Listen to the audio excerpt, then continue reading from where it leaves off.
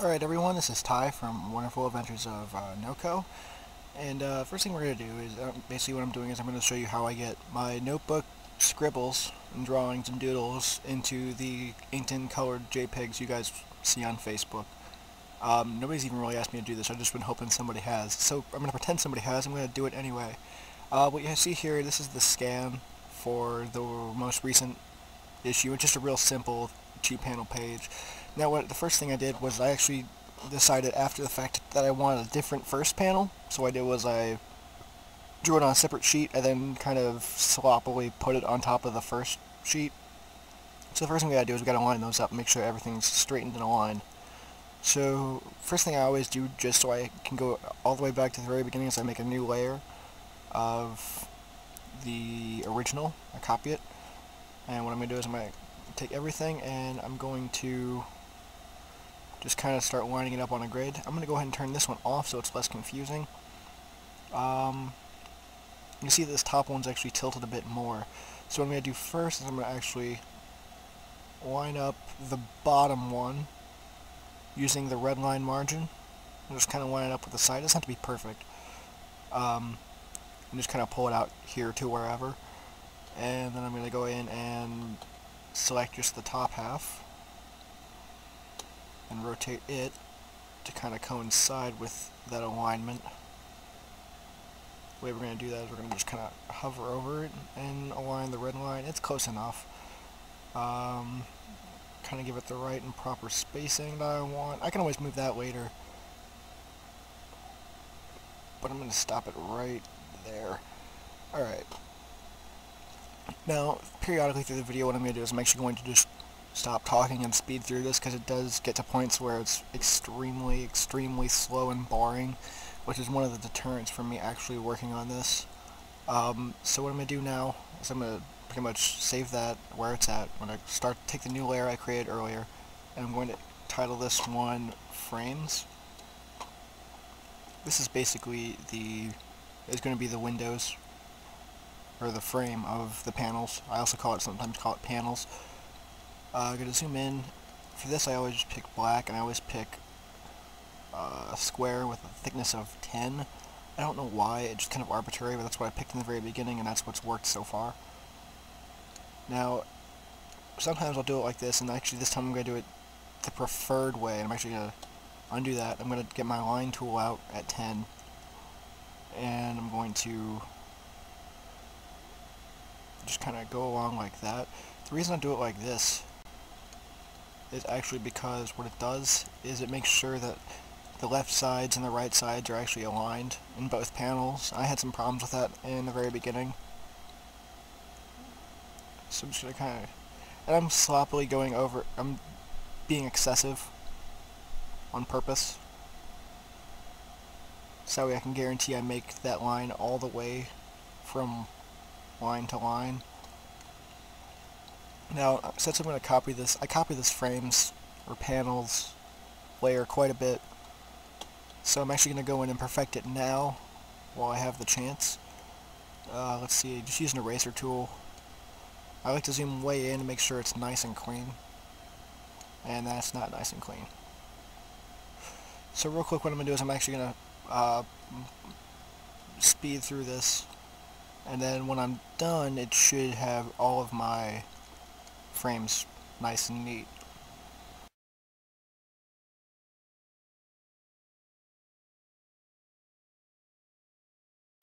Okay, now that I've got just this layer showing, you can see that the windows are nice and neat, and they're both the same size and spaced pretty decently apart.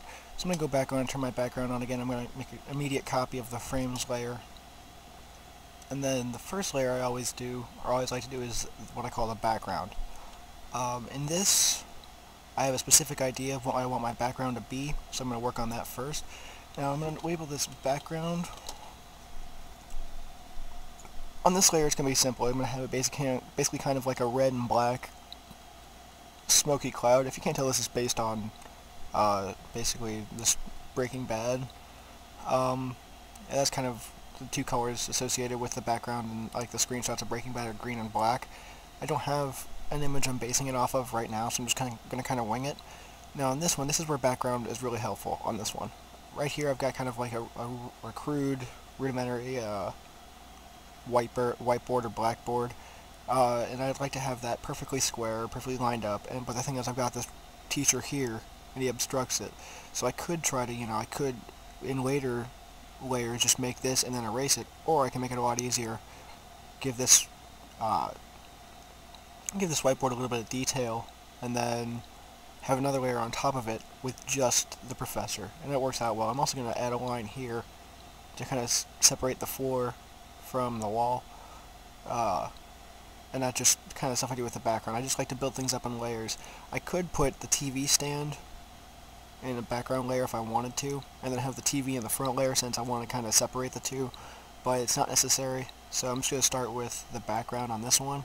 So what I start by doing, I picked up my magic wand tool, and it clearly just selects, boom, the entire inside. Now what I want to do is I actually want to increase my tolerance to about 63. The reason I do this is because if you look real close, sometimes the window it selects includes and doesn't include some of the grays. So I'll fill in this background, that'll be like a light gray between the background and the black, and just to make sure I always pick a tolerance of like 63. Yeah, it's not really going to change anything except for a few spots I couldn't find. And that's what I'm going to start working on. Now this one, I'm going to just fill it with, like I said, that black and green smoke. So I'm going to take black as my primary, make this green, I'm going to desaturate it a little bit, and that's going to be my secondary. I kind of want it to be a little less saturated and a little brighter. That seems like it might be too bright now, but when you add the smoke, it makes it a lot darker. So we're going to effects, render, clouds. I use clouds for this. And even already it's kind of, kind of filling in like I want it to. I prefer to have it, let's see, really big scale, kind of like that, or like that. I like it to be a bit, not that rough, about that rough.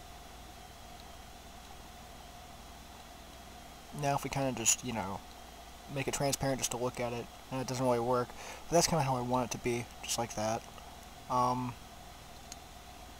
In fact, I'm actually going to undo it and make it a bit darker, and then just go ahead and repeat the cloud, just going to give the same effect, but make it a bit darker. I could have done that various ways, but that's just how I wanted to do that one. Now I'm going to come back down here, I'm going to select the window, and even though I'm not doing a fill, I don't really have to select the window, I just kind of have it at this point. I typically select the window so I make sure none of my fills are outside the frames, but that's why we include the frames anyway. So real quick, get my primary black. Now when I do inking, I don't do a thickness of 10, I actually do a thickness of 5. So the borders are thicker than the inking, but that's okay. Real simple blackboard. Now I'm going to add some detail to it because I like having detail. And about yay, we're going to go ahead and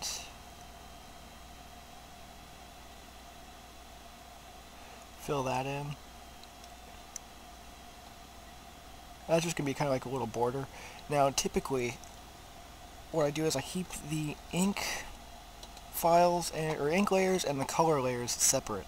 That way, if I want to change the colors without messing with any of the artifacts of the line, the edge of the line, I can go back to the original ink and then redo it. So, but since I went ahead and colored this because there's no real detail, it's just the frame, I can go back to the original frame if I need to, but that's already got color, it's fine, it's not going anywhere.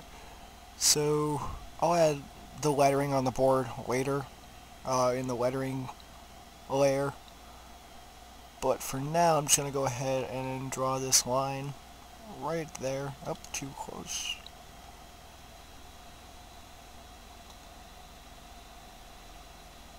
And that's just going to kind of separate the wall from the floor.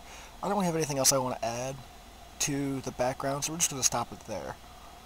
Now we're going to take the frames and we're going to go ahead and copy them again. This is going to be our foreground ink.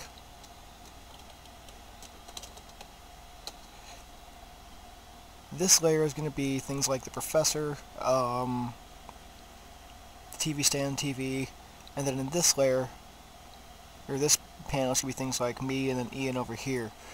Now this pretty much, I just go around, go through everything with a 5mm line and just go across everything. It takes a while.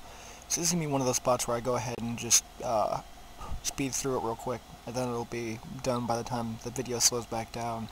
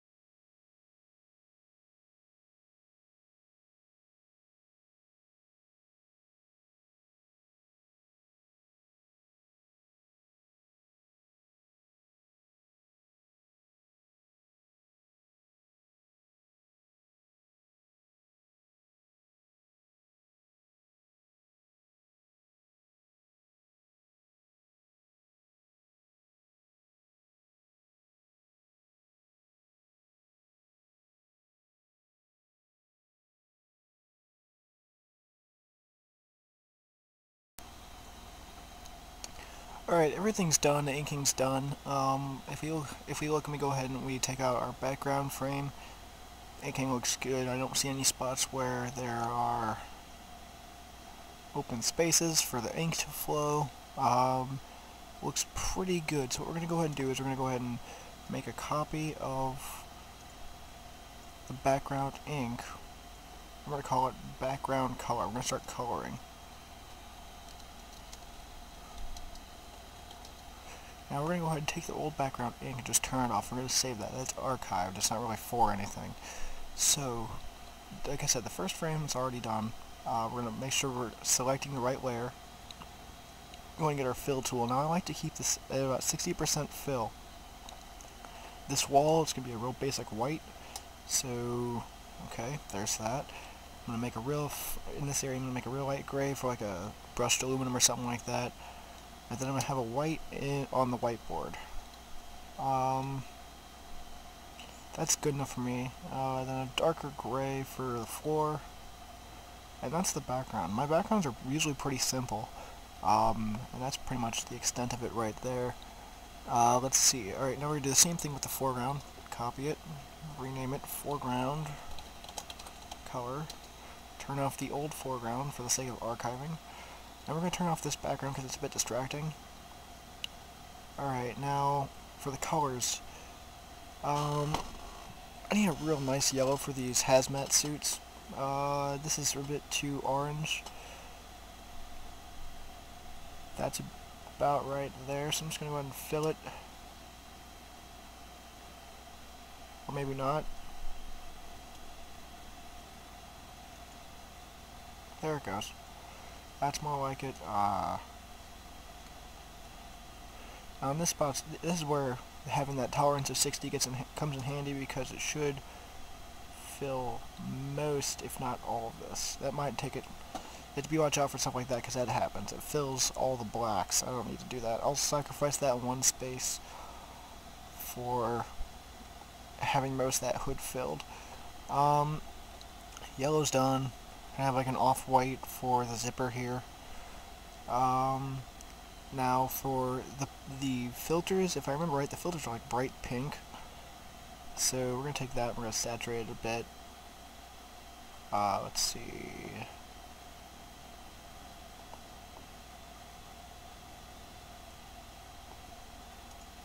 Something like that. You gotta watch out where you fill it, because you might fill the black and you have to hit undo, and it's not really a problem, it just takes up a lot of memory. Alright, and these I believe are gray. I'm not going to look at a source image to look, people are going to know what I'm trying to go for.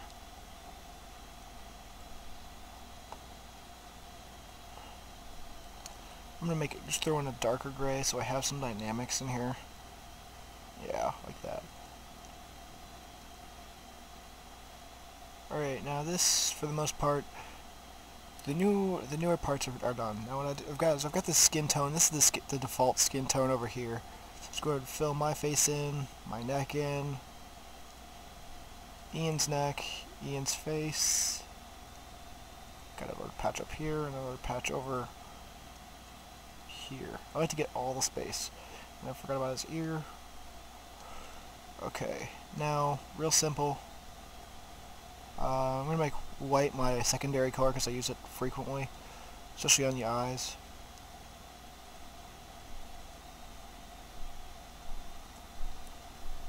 Now on mine, I've got a specific green for my eyes, so that's right there.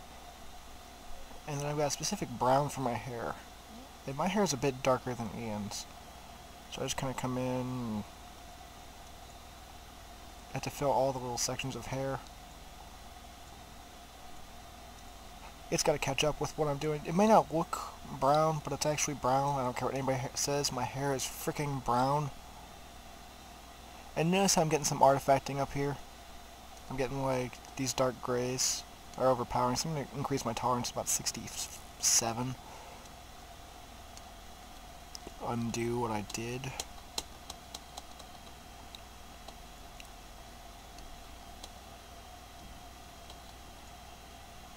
Much better. Those are gone now.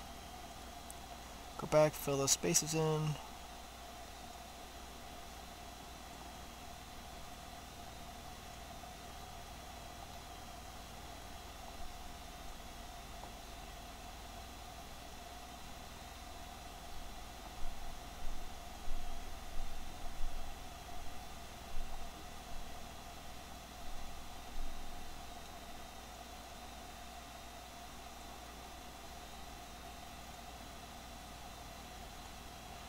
Alright, should be done with that color now.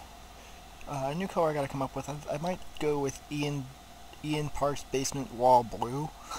But I'm actually gonna take it, I'm gonna make it a bit less, keep it saturated but make it brighter. To kinda give it that look of like glass. Alright, and that goes the same for Ian because he has safety glasses as well. Now, fill in Ian's eyes. Now, Ian's got hair that's a bit lighter than mine, so I have a different brown for him. I use the same brown for his eyes.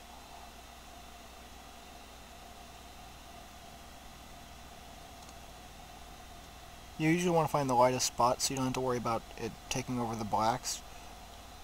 There we go. Ian's hair. Okay, that is done coloring. Now I'm going to come in, and this guy typically wore dark black pants, which I have a dark black, or a dark gray. I use this color to signify, or to, here's an example. I've actually got a spot where it bleeds through, so I'm just going to come in with my brush on a solid black and fix it.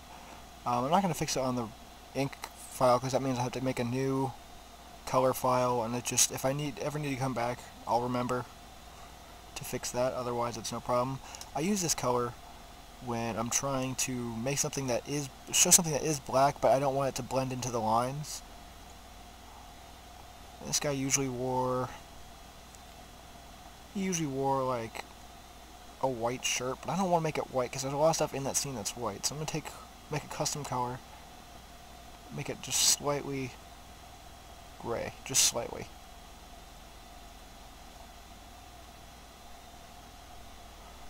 regular skin tone.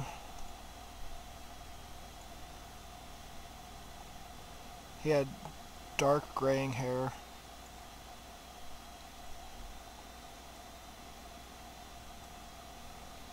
Offhand, I can't remember what color his eyes were, so we're just going to suggest perhaps that they were brown. Okay, he is inked. Now, here's the TV, once again. We're going to use a lighter gray. These TVs are typically, not always solid black. Save that special black of mine for the screen. I'm just go ahead and fill in the gaps here on the TV stand. Those are typically black.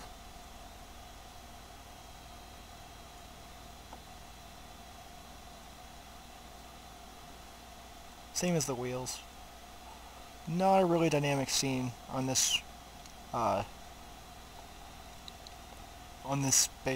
strip. Now if we go ahead and add our backgrounds in, now we've got, it's a bit more dynamic now, so our backgrounds are done. Next up is lettering. Now lettering for this is interesting, because basically what I'm going to do is I'm going to take my frames file, I'm going to duplicate it, and then this one's going to be called bubbles. This is basically our thought bubbles, but there's not a lot of thought bubbles in this image. That's going to go all the way to the top. I take my black, get my... I usually go back up to 10 for this one. And actually what I'm going to do real quick, and this is a step I often forget to do in reverse, I'm actually going to wait on bubbles. I'm going to add a new layer, or whoops, duplicated that layer, add a new layer and add text first. The reason I add text first is so I know that my bubbles will cover the text and my text isn't running out of space. I'm going to turn the background color off for this one so I can read it.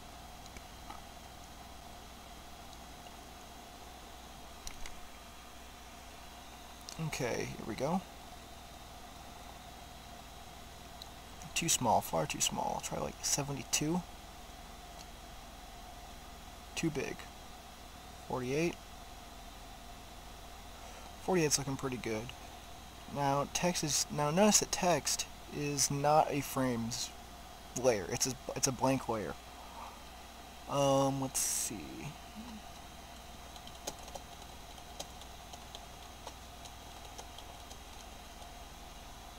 It's real simple. What I thought chemistry was like. Go ahead and place it in the frame. And then replicate it down here, what chemistry actually like. Let's go ahead and move it over.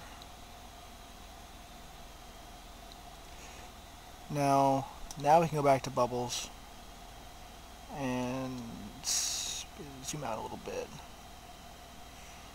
Solid line across here.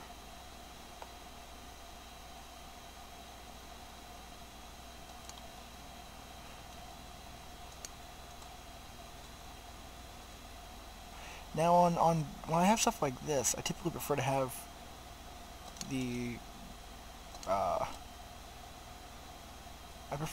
my ends be squared and not rounded, like that. It just makes it a bit neater, makes it seem more like it's part of the window. Well,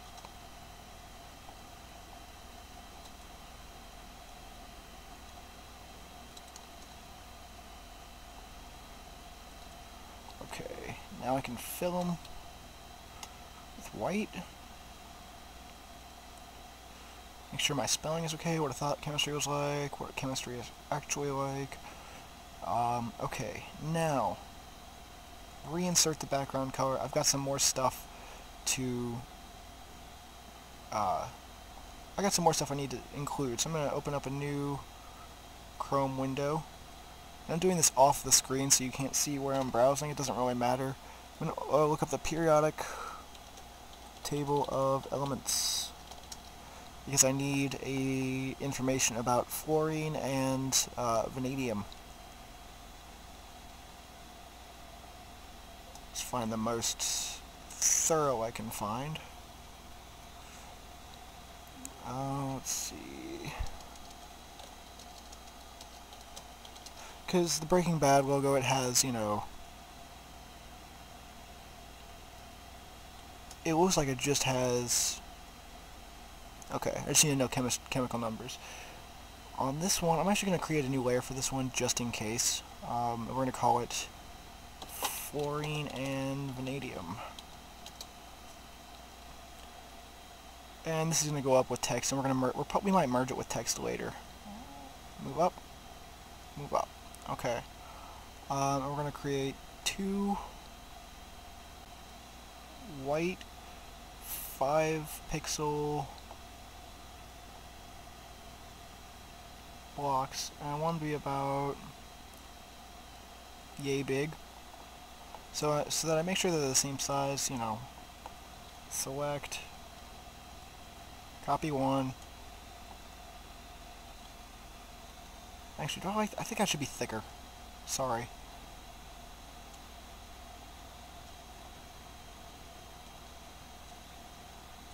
Because it doesn't really have to, it doesn't have to be 5. I just picked it arbitrarily. That's better. Kind of mimic the... Okay, that's good enough. Copy. Oh, paste. Paste.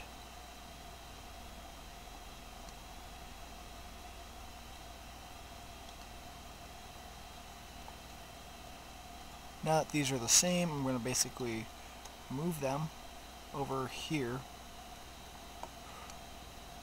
I think that's a pretty good place for them in the frame. And now we're going to go up to the text and pick a nice, clean, basic font. Something like an Arial, I guess, or something without serifs. Arial black.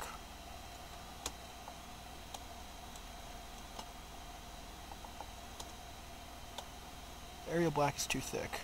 Pick Arial narrow, make it bold. Make it bigger. Now, we're going to bring this, we're going to center it. FL for fluorine, V for vanadium, which I believe is like 39. Where is vanadium at? I know vanadium exists.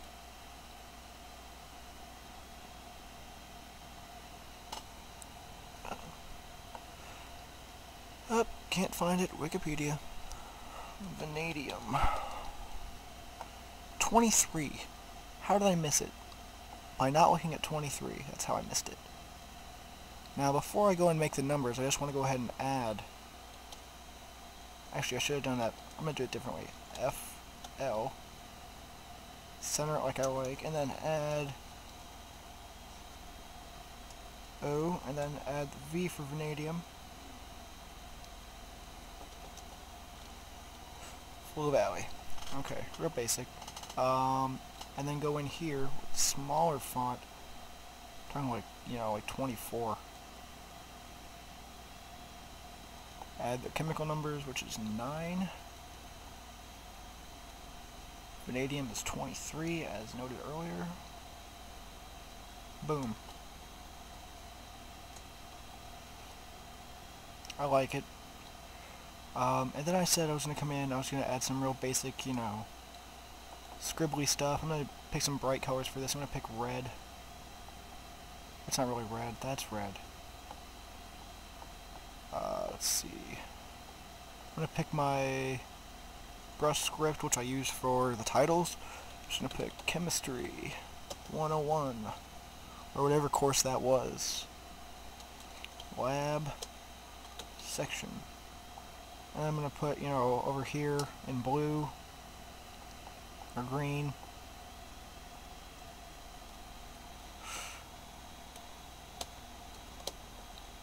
Measurements.